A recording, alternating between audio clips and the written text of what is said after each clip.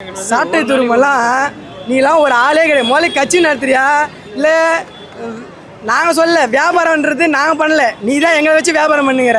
ஏன் நாங்கள் விஜய்ன்ற நீ ஹேஷ்டாக் போடலன்னு வச்சுக்க, சோத்துக்கு திங்கி தான் அடிப்பேன். உன்னை விட்டு போனேன் ஏதோ வேணாம், பர்சனலாக வேணாம்னு நினைக்கிறேன். ஆனால் உனக்கு நீ எங்களை பர்சனலாக அட்டாக் பண்ணுவேன். ஆனால் எங்களுக்கு தளபதி அப்படி வளர்க்கல, புரியுதா? கொள்கை தலைவர் யாருங்க உங்களுக்கு ரொம்ப பிடிக்கும்னு கேட்டா, கேமரா ஓடிட்டு இருக்கா ப்ரோ, கொஞ்சம் கட் பண்ணுங்க ப்ரோ. ஏன் இந்த 5 கொள்கைத்துல யாரை பிடிக்கும்? எங்களுக்கு 5 கொள்கைத்துல செந்தில் பாலாஜி தான் பிடிக்குங்கிறான். இப்ப இந்த தாடி வச்சுக்கிற அவர் பேரையா சொல்லு, தாடி வச்சுக்கிறாரு யாரு ப்ரோ அவரு அப்படிங்கிறான். தெரியல உனக்கு. சரிடா, 230 விஜய் எத்தனை தொகுதியில் ஜெயிச்சு முதலமைச்சர் ஆவாரு? கண்டிப்பா எங்க விஜய் நான் ஜெயிச்சுவார் ப்ரோ. தலைமை தான் ஆட்சி தான் கண்டிப்பா வரும். எத்தனை தொகுதியில் ஜெயிப்பாரு? இது ஒரு நிமிஷம் ப்ரோ. ப்ரோ 4 தொகுதியில் ஜெயிப்பாரு ப்ரோ. பூரா போத கோஷ்டி, பூரா பிளேடு திருடுறவன், பூரா பிளேடு பக்கிரி, செயின் ஸ்நாச்சிங் பண்றவன், அத்தனை பொறுக்கிகளையும் கூட்டு வச்சிருக்கான். பொறுக்கிகளா சொல்லுங்க. இங்க பாருங்க, ஒரு கூட்டத்துல கட்சி நடத்துற கூட்டத்துல மது வாடை இல்லாத ஒரே ஒரு கூட்டம் அது நாம் தமிழர் கட்சியுடைய கூட்டம் மட்டும்தான். திருச்சியிலே 5 லட்சம் பேர் திரண்டார்கள்.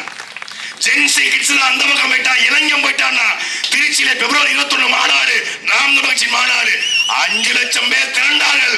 மறுநாள் காலையிலே தமிழ்நாட்டின் மூத்த பத்திரிகை விகடன் எழுதுகிறது, தமிழ்நாட்டு அரசியலில் மதுவாடை இல்லாத ஒரு மாநாடு அது நாம் தமிழர் கட்சி மாநாடு. மாநாடு முடிந்து வந்திருந்த அத்தனை பேரும் இருக்கைகளை எடுத்து வைத்து, குப்பைகளை எடுத்து போட்டு, தண்ணி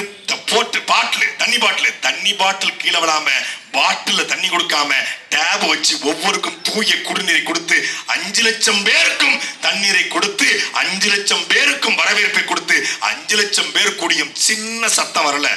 சரியா 6 மணிக்கு அண்ணன் சீமான் தாயக விடுதலை போரில் உயிர் நீத்த தாய் தமிழ் உறவுகளுக்கு என்ற அகவணக்கத்தை எடுக்கும் போது 10 நிமிடத்திற்கு மொத்த அரங்கமும் அப்படி பின் டிராப் சைலண்ட். இதுதான் ஒழுக்கம். ஏன்? அது பிரபாகரனுடைய அரசியல் படையது. அவன் 15 பேர் திரளுவான். 15 பேர் என்ன பண்ணுவான்? கத்துவான், கூப்பாடு போடுவான். இவன் 5 லட்சம் பேர் திரண்டாலும் அமைதியா இருப்பான். இது மாற்று அரசியலா? அது மாற்று அரசியலா? நாங்கள் எத்தனையோ முறை காவல்துறை எங்கள் மீது வழக்கு போட்டிருக்கு, கைது பண்ணிருக்காங்க. காவல்துறையை நாங்கள் கண்ணியமா நடத்துவோம், காவல்துறை எங்களை கண்ணியமா நடத்தும். அது அவங்களுடைய பணி என்று தான் நாங்கள் பார்ப்போம். என் மீது கூட 14 வழக்கு, 3 முறை கைது. ஒவ்வொரு கைதிலும் நானா தான் போய் கைதாயிருக்கேன். ஆனா இவன் ஒரே ஒரு போராட்டங்க, டாஸ்மாக மூட சொல்லி போராட்டத்துல காவல்துறை கையை பார்த்துட்டு பாயிரான். ஏதோ லெக் பீஸ பார்த்த நாய் மாதிரி காவல்துறை கையை பார்த்து பாயிரான். அணில் குஞ்சி. இவன் எம்எல்ஏ வானா? நான் கேட்கிறேன், விஜய் முதலமைச்சர், புஷியானது பொதுப்பணித்துறை அமைச்சரா, ஆதவர்ஜனா அறநிலைத்துறை அமைச்சர், லெப்ட் பாண்டி விளையாட்டுத்துறை அமைச்சர், டாக்டர் பிரபு சுகாதாரத்துறை அமைச்சர், விளங்கம்பட நாடு. அவன் தான் லாட்டரி சீட்டு விற்பனை அமைச்சர். அவன் தான்.